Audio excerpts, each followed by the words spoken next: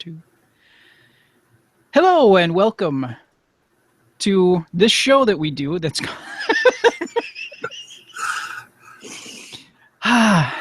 Yep. Hey. We're rolling. Look at us. Hello and apparently our first episode ever. Oh, Lord. Okay. Let's try this again. Hello and welcome to the 59th gathering of the Adventure Party on this, the 2nd of October. I'm your party leader, Brad Ludwig. We ask that you peace tie your swords, holster your blasters, and make sure you know when to hold them and know when to roll them while you are gathered at the meeting table. As you might be able to gather from our cryptic intro, that's not too cryptic at all, we're going to be talking about the DM relationship with dice and die rolling. When you should roll your dice, when you can fudge, and keep the story rolling. Now, by fudging, what is your definition of fudging? I know what mine is. What's yours? Well, as a game master, I never roll my dice in front of players. So me fudging the die roll is, if I roll, like, say, a crit hit on a character in the very first encounter of the game, like, well, I'll still hit him, but I'm not going to kill someone in encounter 1. So I will modify the die roll regardless of what it says at times. Sure. Okay. And, you know, I think the other thing we need to talk about, too, is when you should forego rolling the dice at all and keep the story moving. You know, what can really suck is when you've got like a good deal of energy and momentum built and all of a sudden, oh, you need to stop and roll. Rolling can be important, but if you want somebody to just open a locked door and it's not an important door, why make somebody roll for that? Especially if they've got some kind of lock-picking skill that they've bought a couple of levels in. Just move the story along. At least that's our point of view, and we're going to talk about that on today's show. You heard his voice, his golden pipes, as we've come to love. Our second in command, Glenn Bittner. He is a movie reviewer on the YouTube show, The B Movie Bunker, and creator of the RPG Mistrunner. How are you today? I'm doing just fine, Brad, just fine. Excellent. And as always, we're going to do our roundtable game. Yep, this is the first show we've ever done. How's that? Hey, we're going to talk about games and stuff, and we're going to kick things off with Glenn's game review, and then jump into our discussion. So, what do you have for us this week, Glenn? I have a game. Funny that. It's called Karuba. This is brought to us from Haba, who is more well-known, at least in the States. I mean, they got 88 billion titles out in general, but they're more well known for doing kids games, young kids games, and very, very good young kids game. But this one is a little older. You're looking at 2 to 4 players, about 40 minutes to play, and it's brought to us by, I'm going to butcher this name, by Rudiger Dorn, who also made the very well-received and award-winning Istanbul. What Karuba is, it's a tile-laying race game, pretty much. So everyone starts with an identical board. And there are 4 temples you are trying to get to. And the temples will be set up the same on each player's board. It's done cooperatively. So I'll set up a temple on my board, then you'll copy me, and then you'll set one up on your board, and I'll copy you. So everyone's temple's in the same spot. Then everyone also has a adventurer or explorer corresponding to the 4 different colors of the temples. Those are also in the same spots on everyone's board. So no one has an advantage or disadvantage at the start of the game. Everyone starts on the exact same footing. One player will be designated as the person who's going to be drawing tiles. And then the tiles are basically paths through the jungle. They'll have between 2 to 4 exits. Obviously, one would be an entrance, but we'll call it an exit. So I would, if I'm the person drawing tiles, I will draw a tile off my stack, and I will announce which number it is. So I might say number 12. Everyone else then takes their number 12 tile. So we're all playing the same tile every turn too. But where it differs is now, on my board, I can put that anywhere I want. And you can put it anywhere you want on your board. So we're getting the same shots every time. Now it comes down to how we want to set these tiles up on our board. You also have the option of, instead of playing a tile, you can discard it to move one of your explorers. And the explorer moves the same number of spaces as there are exits on the tile. So if you discard one that has 3 exits, you can move an explorer or groups of explorers up to 3 spaces. There are ways to score points before you get to your temples, and that is by, there are some tiles that will have golden gems on them, and if you end a movement on that tile, you get to take those gems or that gold, and that's worth victory points. You also get victory points based on when you get to a temple. Obviously, first one there scores more points. The game ends as soon as one person has maneuvered all 4 of their explorers to each of the different temples. And then you total up your points and to see who has won. The rules themselves are really, really simple, but there's so many possibilities. You really have to plan ahead because you want to make sure when you're laying paths for, say, your blue explorer, that you don't block your yellow guy in completely, because if he can't move forward, he's stuck. Explorers can't go back. This is always forward. You always have to go forward. So if you get an explorer stuck because you played a bad tile, that guy's never making it to his temple. You will never score those points. Wow. So you really have to be careful of how you play the pieces. I myself, I have found that it's good to get explorers moving as soon as you can, as opposed to just trying to get the best paths laid out. Because once that starts happening, once everyone has their paths out, it's just this race at the temples. And if you already have guys that are 2 or 3 or 4 spaces into the board, into the jungle, you've got that leg up on your opponents. I found that collecting the shiny crystals and the gold nuggets along the way can help if the game is tight, but they don't earn anywhere near as many points as you do from getting the temple. So sometimes it's best to just pass those by. If you don't need to end your space on that, don't. Just keep going. Get to that temple is worth more points. It's a super simple game, generally. I mean, there's no really complexity to the rules. It's, I draw a tile, I tell you what number it is, you all play the exact same tile. It's just where you play it. So there's a lot of different things going on as to how you can create your best path to victory. Nice. Yeah. And it only runs about $38. Oh, wow. That's wonderful. Mm-hmm. And this is an older game, like you said, and it's back in print, or? No, it's not that old. It's fairly new, actually. Oh, okay. I'm sorry. This came out last year. Oh, well. This is our first show. Huh. No, this looks like a fun, and this is, like you said, it's designed for 8 and up. Mm-hmm. So it looks like a really good family, kind of easygoing strategy type game. It can be. It can also be pretty cutthroat if you have people who are, who really, want to play into the, getting the most optimal paths possible. And a lot of that depends on how stuff is set up in the beginning. There are rules so that all the temples aren't all right next to each other and all the floors aren't either. You have to have a bit of separation as you're laying them out. But there are ways that you try to, if you get that tile that, can join up 2 paths so you can get those 2 guys moving quicker, that's great. But it doesn't always happen. Sure. And there are times when you also go like, oh, I've worked myself into where I can only use one type of tile now to get to that temple. I hope it's drawn soon.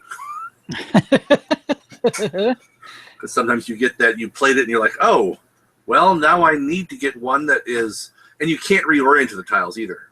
You have to play them in a specific way. So you can't turn them and stuff like that. So if you didn't say the number 12 tile is just simply a straight up and down one, you can't turn to its side and make it a left-right path. It's a north-south path. So you can't reorient your tiles either. They all have to be facing, the numbers have to be facing right side up. Oh, wow. Okay. Yeah, so it makes it even a little... Now, I suppose if you play with younger kids, you may forego that rule as like a little house rule. You can say, hey, do whatever you want with the tiles. It's fine. if you're playing with younger kids. But, I think adults can figure out how to orient things the right way. Sure. Well, you never know. You never know. But yeah, it's a nice little nifty, lighter game, but still with plenty of strategic possibilities. Yeah, so you can play it at different levels depending on who's playing and how cutthroat you want to make it. So correct. Those are fun games to play. Very fun. So for $38 or around $38, you can add this to your board game library. That's absolutely pretty nice. Very nice. All right. Well, thank you for that, Glenn. You are welcome. Speaking of adding to your game collections, if you listened to us or got to see us on YouTube last week, our guest was Todd Teman of Die Hard Dice. And he was very kind to send us a set of his dice. And these things are amazing. If you are checking us out on YouTube, I'm going to pull out this D20 here. You can kind of see what these dice look like. Now, this is the nickel-plated die. And, I'm trying not to have this get too fuzzy on the webcam here, but it's a full set. You get the percentiles. So you get 2 of the D10s. There we go. My camera just focused in on the D20 really good. I've seen better. What, webcams? Better dice. Meaning the set he sent me is better because it's mine. Oh, I see. Now, Todd had a very good time on the show, and we did too. He was a great guy. And he also sent us one of the dice pads. This thing's bigger than my head. It's amazingly huge, and it's a neoprene material that, and the ends, the sides of it are sewn, so it's not going to fray. And the material won't peel off from the soft rubber pad on the back. Now, I'm telling you this because Todd has been so kind as to let you guys who check us out, if you decide to purchase his stuff, and I recommend that you do because it's really awesome, he will let you guys at checkout time, you can get an additional 10% off of his ridiculously low prices as it is for these solid metal dice and his dice pads. He also has plastic dice as well, but you can get an additional 10% off if at checkout you use the code Adventure Party. Now that's all one word, Adventure Party, and I'm very certain that you will truly enjoy these things, and God, they're weighty as hell. They're so pleasing to roll, and there is nothing quite like hearing the sound of the dice roll on the pad that's in this tube now on a wooden table. The sound is satisfying. It's satisfying. It feels luxurious in a fashion. I rolled them and I felt decadent as hell. So, yeah. I'm waiting for Robin Leach to come out. These are the lifestyles of the gamers and famous. I'm Robin Leach. Yeah, okay. For you folks that were born after the 80s, never mind. Google it. Anyways, the dice, the solid metal dice, are $20. If you put in an additional $5, you get the tin that I have here, which has a foam pad inside of it and keeps your dice from rolling around and having them get maybe scratched up or whatever. But it's a nice little metal case. Highly recommend it.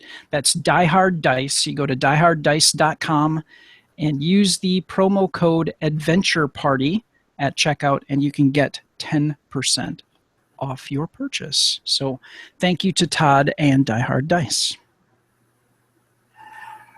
Moving along to games that definitely need dice to play, Paizo, the manufacturer, creator, owner of the Pathfinder system, they've announced pocket editions of the core rulebook and the bestiary, which I keep saying bestiary, it's bestiary. Why do I do that? Sorry, yes? Question. How big of pockets do we need? Because I don't want to have to wear cargo shorts to play Pathfinder. Or for any reason. Well, and they make a good point here in the news story as to why you might want one. So let's roll with this here. One of the downsides of playing an RPG can be how many books you feel you need to carry around. Some of us still love the feel. Some of us still love the feel of an actual book in our hands because we're old, as well as find printed type easier to read than on a screen. Unless you're an idiot, you can adjust the size of the text on your screen. That just seemed a little simplistic. Well, the folks at Paizo are doing their bit to help out by coming out with pocket editions of the Pathfinder core rulebook and bestiary. The books are going to still have the same page count and content as their original versions, but they will be printed in smaller type with smaller pictures, lighter paper stock, and sized 6.5 inches by 8.4 inches. And the books will sell for 50% less of the original hardcover versions. So you can actually, get Pathfinder for less than an arm and a leg. You can just sell the arm. Here we go with some quotes. Early response to the paperback pocket editions of the core rulebook and bestiary have been absolutely phenomenal, says Paizo publisher Eric Mona. From the lighter weight being popular with convention and game store players to the overwhelming surprise at the legibility of the text, Pathfinder Pocket Editions are a great idea that has people clamoring for a similar treatment for other Pathfinder hardcovers. I wish we'd thought of it years ago. Son of a bitch, have you never carried around a backpack full of books? Ah! Okay, Eric. I think people have mentioned that carrying around a bunch of books is weighty. Come on. That's a PR cop-out. I'm sorry. I love Paizo. I love the product lines. I enjoy the system, but that's a load of horse crap right there. I think that they saw a nice new way to compete with there's so many systems out there now. Why would you not do something that's going to shave a little bit off? And if you can put the same content out using I don't want to use the word lesser because it's not, but using materials that are lighter and obviously more portable, why wouldn't you? That seems logical to me. Why wouldn't you have thought of that before? Or even just a paperback edition, period. Yeah. All of Paizo's stuff is hardcover. Back in the days of early White Wolf, they offered a hardcover when they first released it, and then after a couple of years, they released a paperback. Why wouldn't you? It's been going on for years. I'm excited by the story. That's why I wanted to share it, but that just really seems silly to me. So anyways, that's my 2 cents. You, as a store manager of a game store, I'm preaching to the choir here, aren't I? Yeah. I'm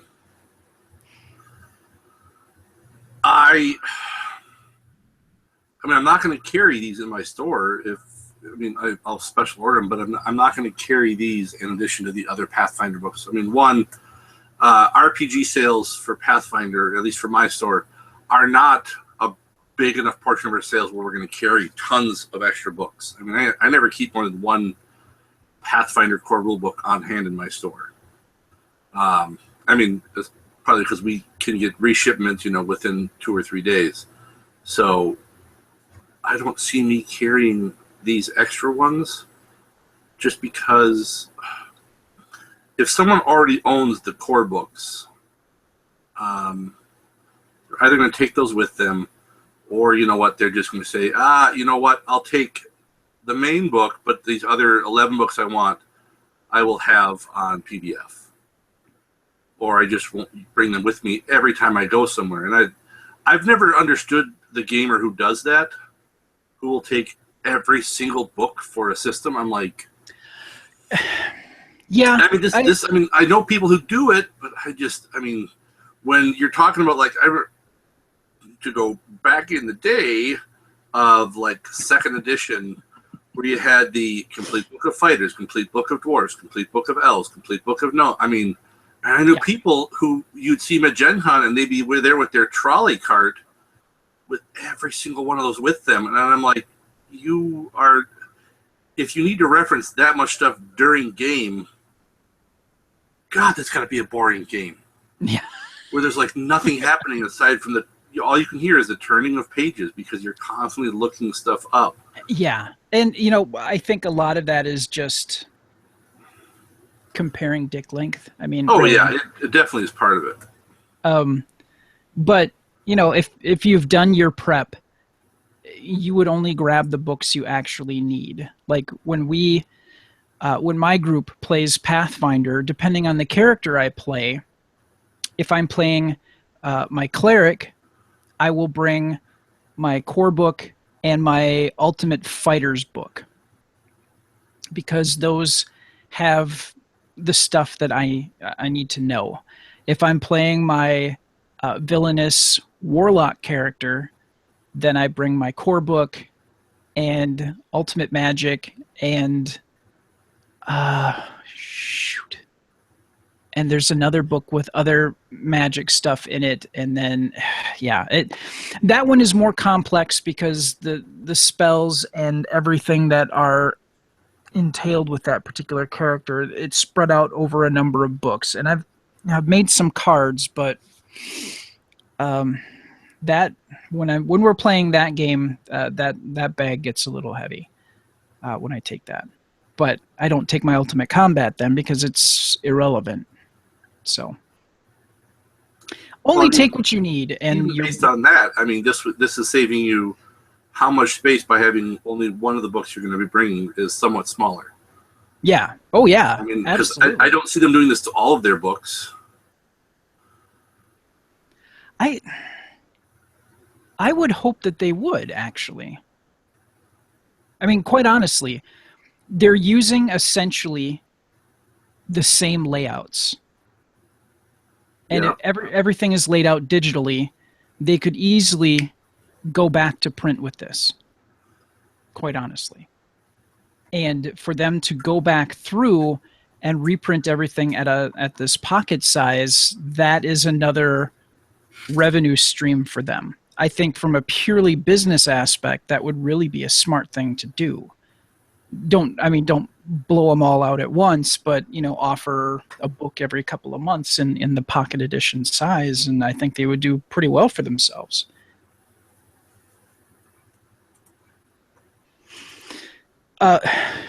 Because the price to get in the door. I mean, if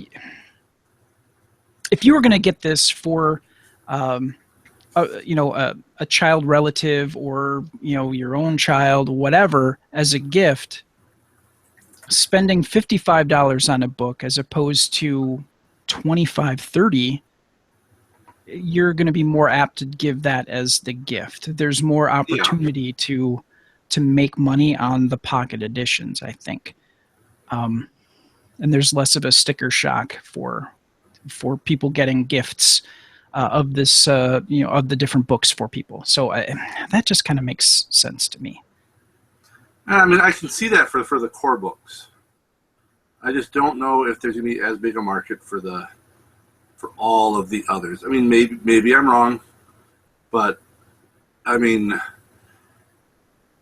if this is marketed to newer players, fine, but I don't know how many people are, who've already spent 40 and $50 for every book that they have, going out and spending another 25, 30 to get all small editions of the exact same books they already have. I did that for White Wolf. I'm like, oh, I got the hardcover now. I need the softcover. Just as I guess I do forget how. What is the completionist some gamers are?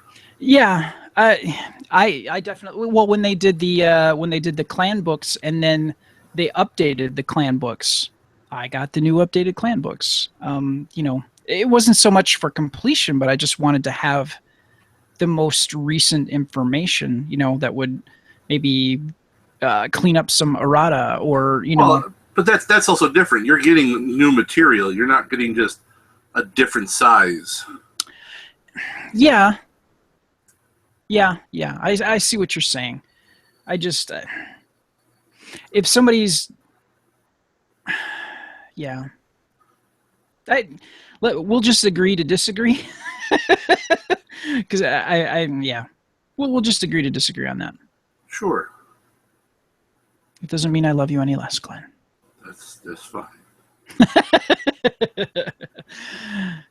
Okay, hey, we've got a spotlight to shine on stuff, but we are going to go back to last week where we talked about The End is Nigh, a pre-apocalyptic deduction game. Now, this was the card game in which the whole setup is the world is going to end. The comet is coming. The asteroid is coming. It's going to hit us at midnight. You've got a crowded bunker, and you need to make some space. And you also need to find out if there are any cultist loons within you that have infiltrated your bunker, and try to make sure that your bunker isn't, everybody's going to turn on everybody else and kill each other, or other weird things are going to happen.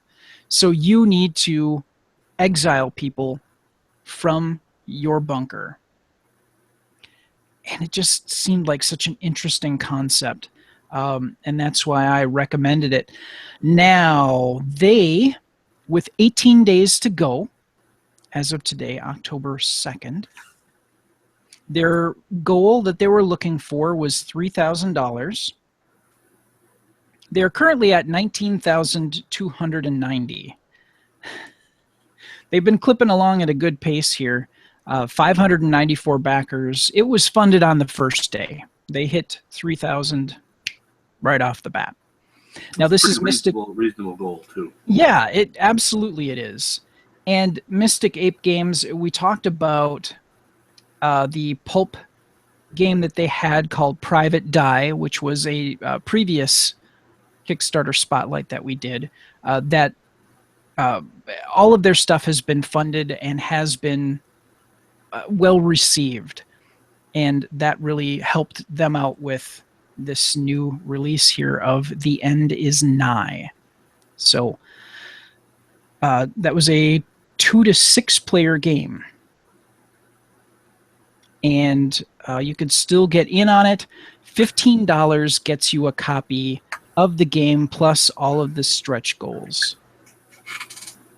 You could do 25, which gets you a copy of the game, and 2 promo refugee cards, which, excuse me, are going to be exclusive to Kickstarter. So if you want to we talked about being a completionist, you might want to throw in at the $25 level. So that completes our review of last week's Kickstarter Spotlight, The End is Nigh, a pre-apocalyptic deduction game. Now you, sir, found a new game for us to talk about, and it was a game, actually, I saw this on Kickstarter, and I posted it to the Galactic Network Facebook page because it intrigued me greatly, and actually my grandfather served in a MASH unit in World War II, actually. This takes place in the Korean War, but I'm going to share the screen here because this is just really awesome. What is your spotlight, sir? My spotlight is the cleverly avoiding trademark infringement mashed Korean War MASH RPG.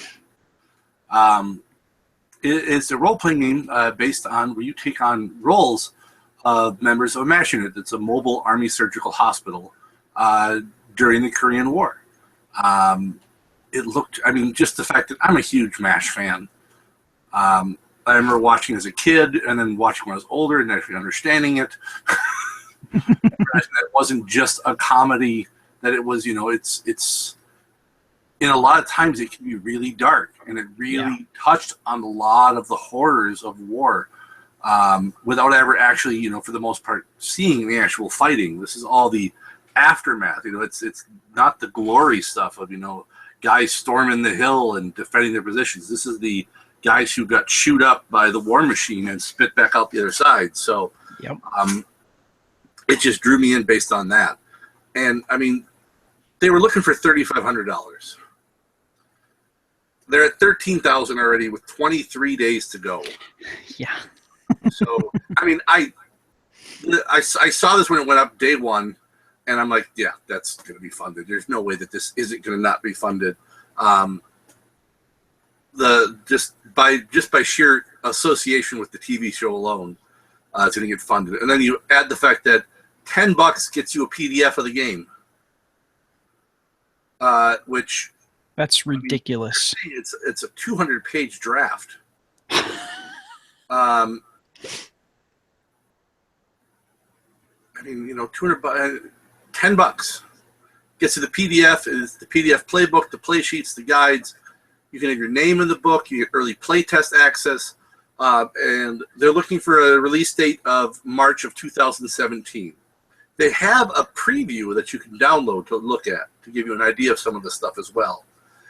$28 gets you a soft cover of the book, along with, of course, a PDF. You go up to $33. That's their worldwide shipping. So if you're not in the U.S. of A, you can get it somewhere else for only $5 more. That's not bad. Hardcover, $38.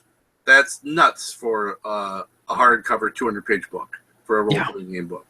Absolutely.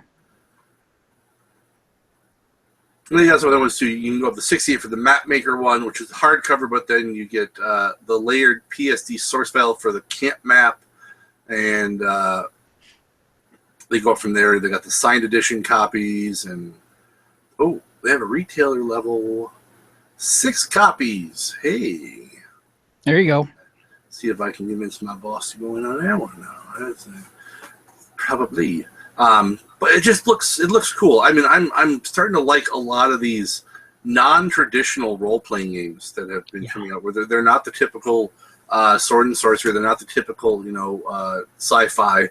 They're taking a lot of other things, and they're focusing. It's a lot more on the character and the story of the characters than the great quest and the adventure. It's more how your character grows and changes. Yeah. Yep. And the fact, I mean, you got the characters you can be. I mean, apparently they have character playbooks. There's the angel, the corpsman, the cowboy, the cutter, the doc, the grunt, and the padre. So you can be Father Mulcahy. Yep. Although they don't have the cross-dresser, so you can't be Klinger. Or maybe that's an optional rule that'll be coming in an expansion.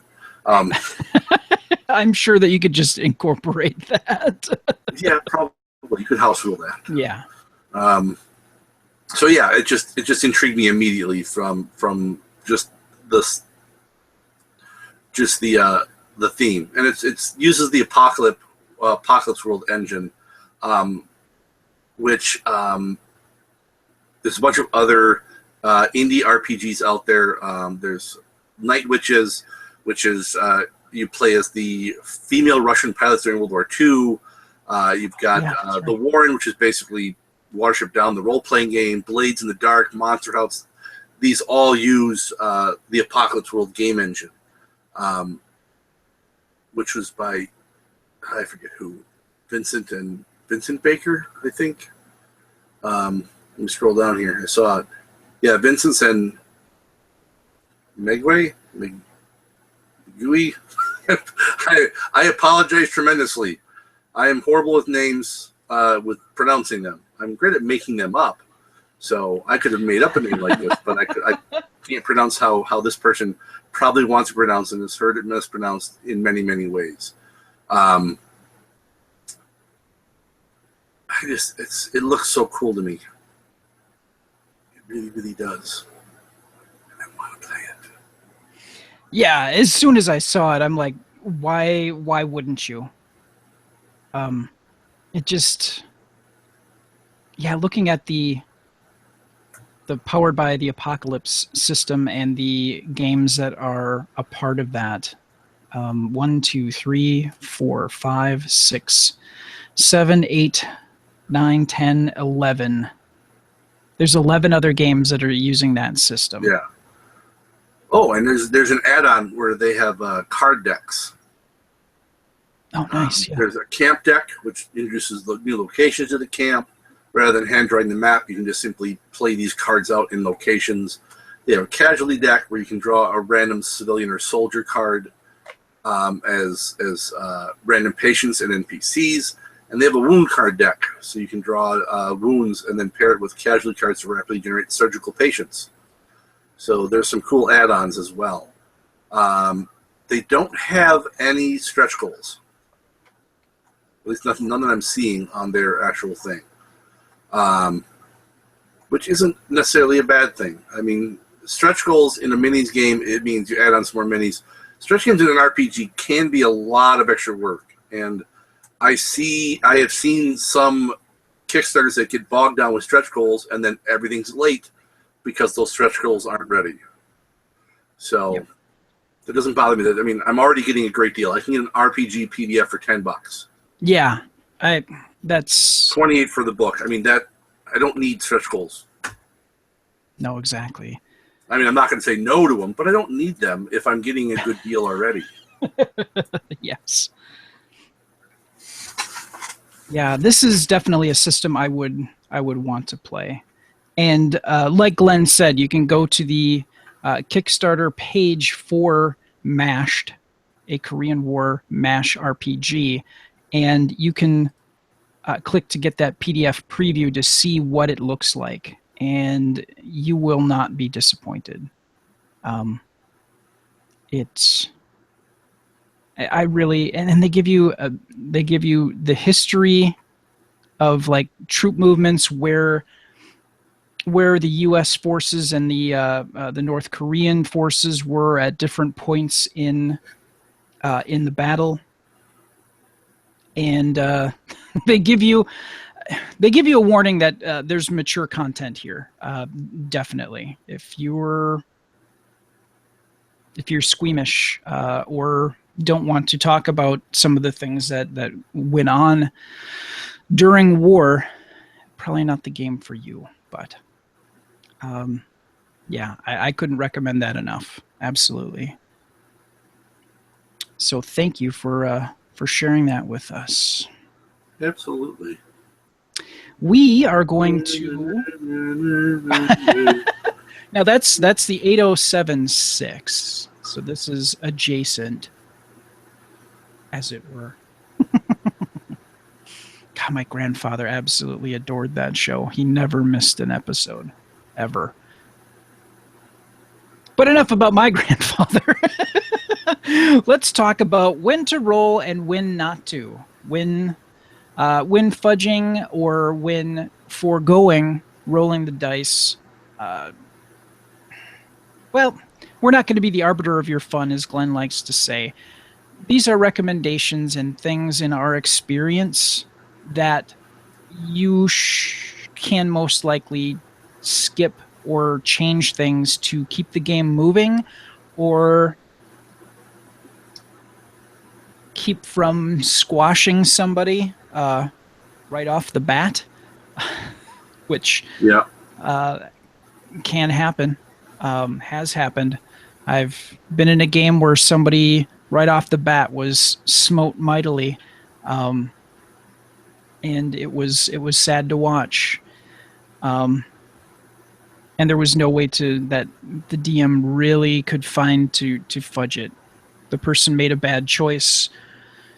Rolls were made, and it was like, well, I hate to do it, but this is kind of how this needs to go. And that was a choice that he made for that game. Whether it was right or not, who am I to say? That was his game to run, and that's how he wanted to tell the story. But if you are in charge of a game, ultimately you are telling the story. And our thought here is you don't want to let the mechanics necessarily dictate the pace or the fun of the game. So that's why we wanted to talk about this. So, Glenn, we were talking before the show about what is fudging. Mm-hmm. So why don't you go into that and let everybody know so that we're all on the same page? Sure. Well, fudging, first of all, is something that only the game master should do. Yes.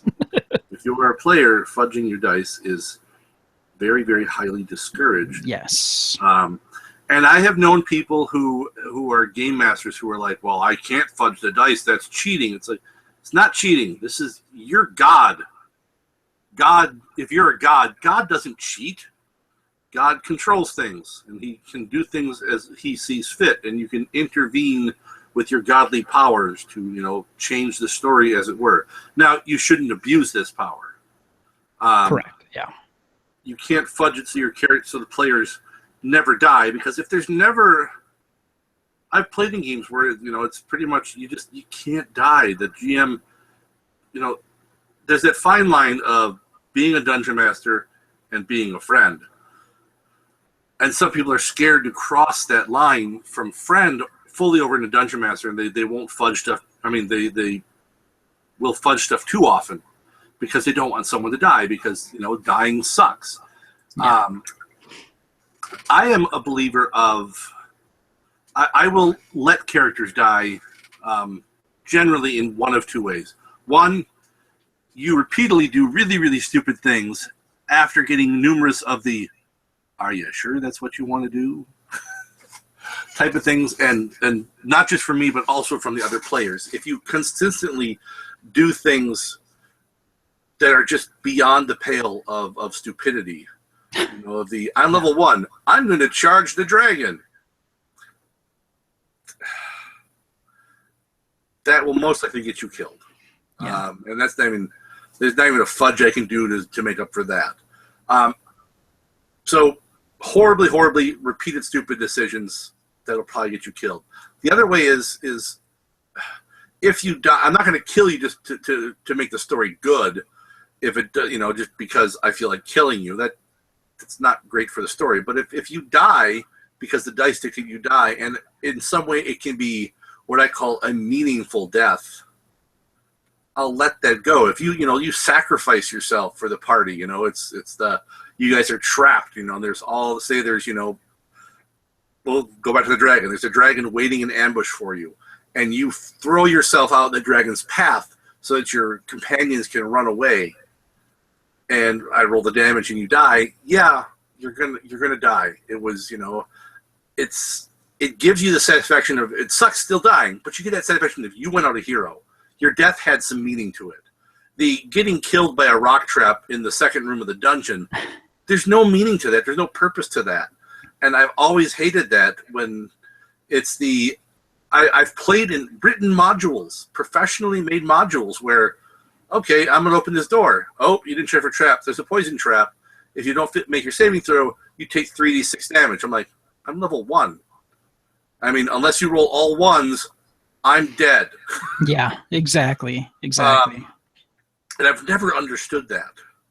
So I will very often, and in some ways it's not even so much fudging the die roll, it's fudging the encounter itself at times, especially when I'm playing pre-printed material. Yeah. I will fudge well, this room says it should have 4 ogres. This group has no fighters. So I'm going to change that down a bit because I'm going to basically fudge the encounter to make it more appropriate for the group that's playing. Or if it's a brand new group of players, I'm not going to throw, the hardest challenge rating monsters at them. I'm going to tone it down a bit because I want people, first and foremost, I want people to have fun. And staying alive is fun. Generally. But then again, as I said, you don't want to abuse that because if there's never a threat of dying, the fun starts to fade. Yeah. No, for most people. Some people would play on God mode every day, all day if you let them. And sometimes that can be fun to a point, but eventually it's when nothing can hurt you and you will always win, it almost becomes a point of, why are you even playing? Yeah, exactly. As the person running the game, you're ultimately in control of telling the story, and you need to make the choices. But even if you are running a game that if you're running a module, something that's been pre-made, there is something to be said for doing prep work. There can be editing issues where somebody maybe missed something, and if you go specifically by what they say in the module, it can be completely outlandish and can be complete overkill and destroy your party. You really need to, if you're doing a module, put in the time, look through the materials and make sure everything's okay. You've got things prepped to keep the flow going. So like if somebody goes into let's say they go into a tavern or a general store, excuse me, a general store, you should have a good idea of the materials that are going to be in there and know what the costs are going to be. Is it going to be higher than the book, lower than the book? You need to make those decisions, but you should have done that work ahead of time. Because nothing, like we were saying earlier, nothing kills a game more than hearing the flipping of pages as you're like, oh, hang on a second, I didn't think that anybody's going to ask me that. I mean, you can't cover every situation, but for the more simple things, you should have written some notes to help keep things moving. And whether that's putting even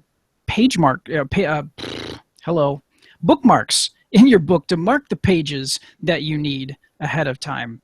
I mean, that's a form of prep, just to keep things moving.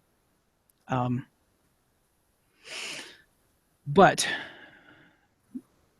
prep is a whole separate portion of this thing. It's the rolling.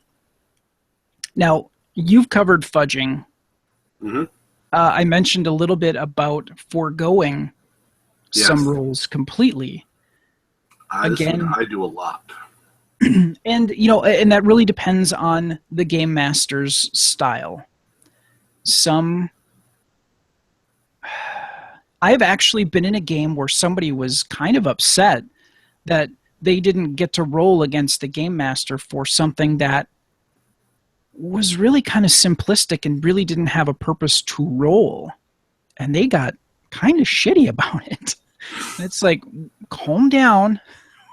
We're trying to run a game here. Well, I can't trust that. It's like, you can't trust this person who's running the game for you, who's spending time out of their lives, have invited you to a game, and you cannot trust them. There's a bigger discussion that needs to be had here.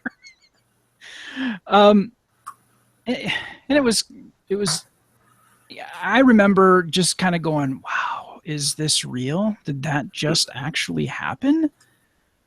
Because it just seemed so surreal. Mm-hmm. So, I mean, you need to also have a good, and if you're running a game, you probably have a pretty good idea of how the people in your group function in their desires and things that they like to have happen in a game, or how they like to have a game flow. Maybe they need specificity for, I need to know exactly this thing or whatever. Again, that boils down to prep. If you know your players as well as you think you do, you'll probably have some of those notes written down, or know where to find them as quickly as possible, or at least you should. But like my example of opening a door, unlocking a door. If it is not important to the momentum of the game, why roll? There's nothing more velocity killing than getting through a door that has no point to it, that you maybe had to make up on the fly because somebody went off the beaten path and you're making stuff up as you go. And you're like, oh, you need to roll. Well, if they have, like I said, if they have a lock-picking skill, why even have them roll? Just have them move along and then shepherd them back into the path of the game. Get them back on track so you can keep things moving forward with the story. There's no real need to roll dice to make that happen. Well, especially when I've played in games where it's there's nothing, you're not in combat, there's nothing happening. It's I'm going to pick this lock. All right, roll. No, I didn't get it. I'm going to try again. Okay. No, I didn't get it. I'm going to try again. Nope. I'm going to try again. If it is within their ability to do it. Yeah. Just let them just have it. If it's, because it's maybe I can understand like a die roll. Because say make one die roll. If they like critically botch it, wow, you just jammed that lock. It's broken. Maybe that I've done at times, but for the most part, it's the same thing with like simple prep spells. There are games that make you cast to do spells. Yeah, and I'm like, if it's games where you burn the spell, it's gone. All right, fine, I can understand that. You botch the spell, it's gone. But like if it's like say an at-will spell, you still got to roll to pull it off. It's like, well, if I fail, I can just retry. Why have them roll? Because they can just try until they get it. And that to me you're turning it into ROLL playing as opposed to what I feel it should be, which is ROLE. You are telling a story. You're not, this isn't Yahtzee. Yeah. And I know some people love the dice rolling, but in my games, I prefer to move the story along. I don't have people roll for almost anything outside of combat, or I should say contested things. Obviously, if someone's trying to persuade the local town sheriff to do something, that might be a die roll. But if it's just simply I have to find this recipe in this book and I have all day to do it, well, can you read? Yes. Well, okay then. You will find the recipe. I'm not going to make you roll to find it. If you have, if time is not of the essence, we're wasting our story time by having you do things you don't need to do. Yeah, because quite honestly, when you really look at the thing, everybody that you're playing with has allotted X amount of time to play. Your players, and maybe they're good for 2 hours, 3 hours, 4 hours. Why waste that time doing unnecessary rolling when you can just keep things going and you can get more done in the time that you have? That makes a lot of sense. And I think that if you don't, that's a skill as a game master you need to have to know when to make that decision of whether or not it's worthwhile to roll. Because I can tell you the games that people really remember and have fond memories of and tell other people about that game. Because as gamer nerds, as we all are, we will get together and we'll talk about, oh, do you remember that time? And you'll talk about a game that you played.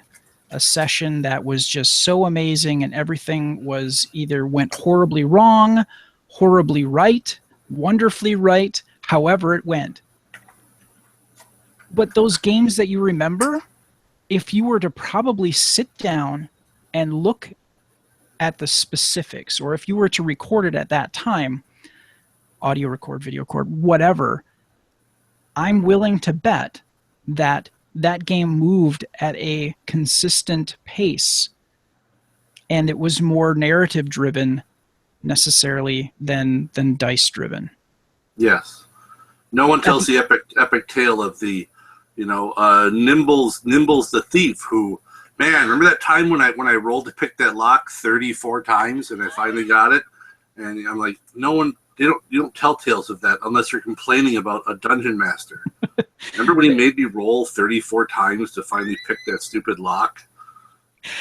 I have been in that conversation. and I felt bad for the person running the game, because there's nothing worse than you being a player and knowing that a game master has tried really hard to make a wonderful experience, and they might have been able to do things a little differently, and it wouldn't have been, it's always sad to have somebody in the group go, so-and-so ran this thing and it wasn't the best. And they put on a fake face over the next time they play. And, hopefully you have a good sense of character and you're a good friend, or at least a good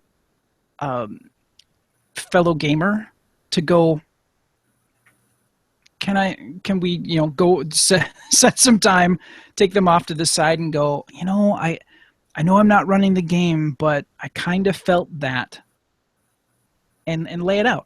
Be honest and say, that really didn't seem necessary to me. Maybe I'm missing something. Can you tell me what that was all about? Don't be confrontational, but that's an opportunity for people to learn. And whether that's an opportunity to find out, what maybe the game master had a reason for it. Maybe there was a purpose to it that you don't know about. I mean, they're running the game, you're not. You're playing the game. There might have been something to it. But conversely, a game master worth their salt will want to be able to get feedback from their players and not have people, blow sunshine up their skirt and say everything's perfect. If there's something where you kind of felt that things went off the rails a little bit, have the courage to say something to the person running the game and ask them questions about why things happened the way they did. Don't be a dick about it, but just ask questions, because that's an opportunity for the game master to learn their craft and be a little bit better. Mm-hmm. I mean, at the end of the day, anybody who's running the game, unless they've run a lot of games, they're probably nervous as hell running the game, because they are in charge of all of these people having a good experience. And that can be a little nerve-wracking. So to get that feedback from somebody it's gold. It's priceless. So, have that courage to ask those questions always, because you'll ultimately make a better experience for you and everybody else involved. So, yes. And if you are the game master and someone brings something up to you, don't immediately try not to really get defensive. Yes. Because yes, you are, in essence, as you say, doing these people a favor by running this game. The thing is you're running it because you get some enjoyment out of it too. If you hated it that much, you wouldn't be running it, which means the players are doing as much of a favor as for you as you are for them, because they're giving up their time. If they weren't there, you weren't playing. You still aren't playing. You can't, you want to just, DM a game for your cats, fine, by all means go ahead. But I hope that with regular people you have a better experience. Yeah. A general without an army is just a guy with pretty looking maps. Because if you get that... I'm a general. Kind of. Well, you are. Absolutely. You're a pretty princess, too.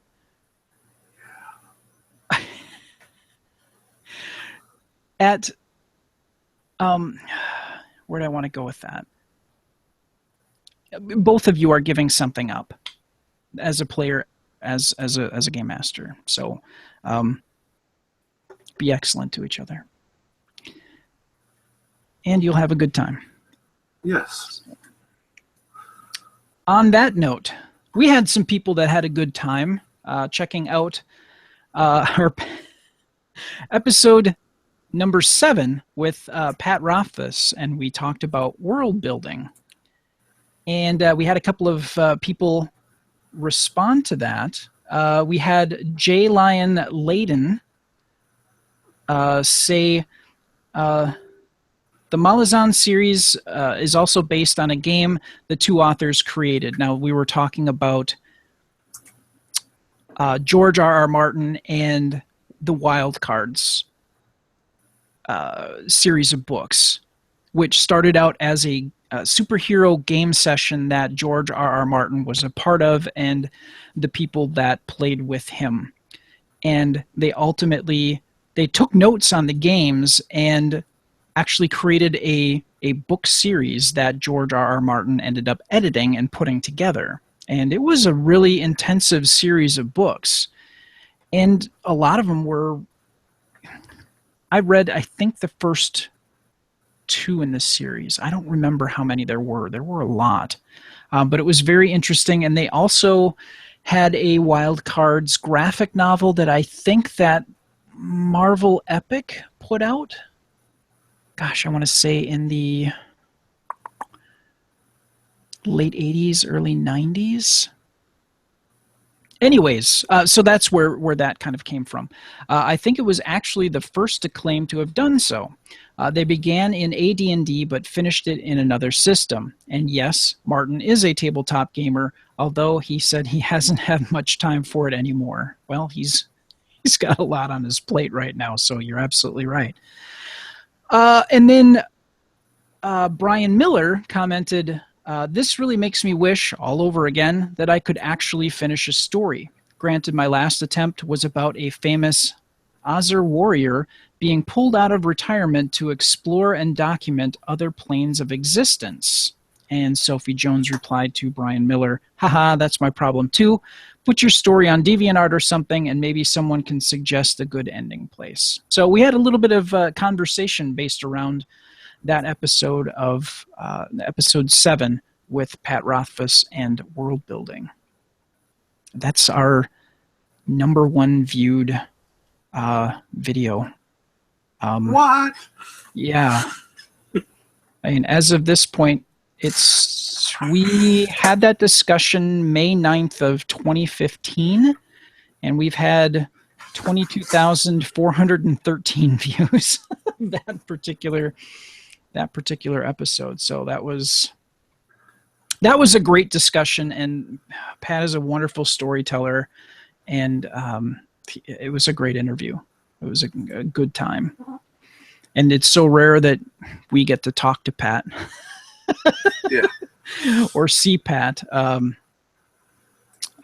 actually hang out with him and talk with him. So it was a welcome treat to actually get some of Pat's time and chit chat with him. So, well, I think that's going to wrap things up for us for this particular meeting of the Adventure Party and talking about when to die roll and when you might not want to.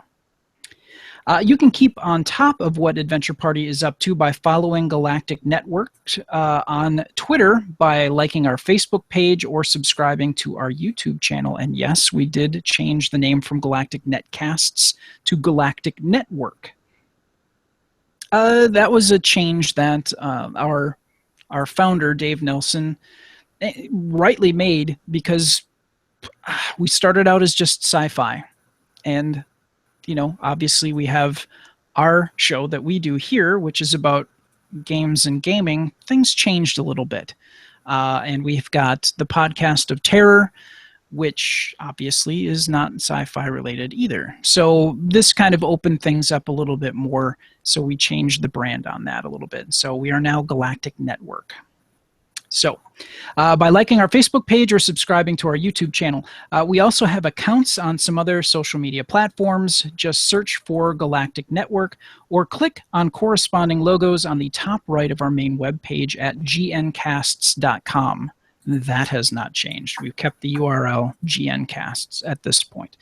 You can support all that Galactic Network does by making a monthly recurring pledge at patreon.com/galacticnetcasts. We may be changing that URL. We'll let you know when that change happens. Your $1, $3, or $5 every month helps kind of keep things running here. We've got some things that we pay for, like web hosting and audio hosting for our audio podcasts. We use Podbean for that, and it's been working wonderfully. We love Podbean. The best part is, at every level of giving, you will get a bit of bonus content that other listeners won't have access to. Again, if you want to contribute, go to patreon.com/galacticnetcasts. For more on this podcast, including show notes, contact info, and more, you can go to gncasts.com/adventure. You can subscribe to this podcast by going to gncasts.com/subscribe or search for us on iTunes, Stitcher, Google Play Music, or any other place that you find podcasts. So, once again, thank you, Glenn, for spending some time and chit-chatting about another aspect of gaming. Where can people find out more about what you do and about Mistrunner? You can find out more. Follow me on Facebook. Just my actual account. I friend everybody. I'm a Facebook friend whore. Almost everybody. Guy in a Bunker Productions, both on Facebook and on YouTube. I'm currently doing the 31 Days of Horror while I'm posting a horror review every day this month. Wow. And also just go to guyinabunker.com. Nice. Or follow me on Twitter at guyinabunker. And you absolutely should, because you... And my home address... Oh, maybe not. My social security number is... No, we would never do that. Thank you so much for joining the adventure party. May your characters never die and your adventures always be epic. Thank you and good night.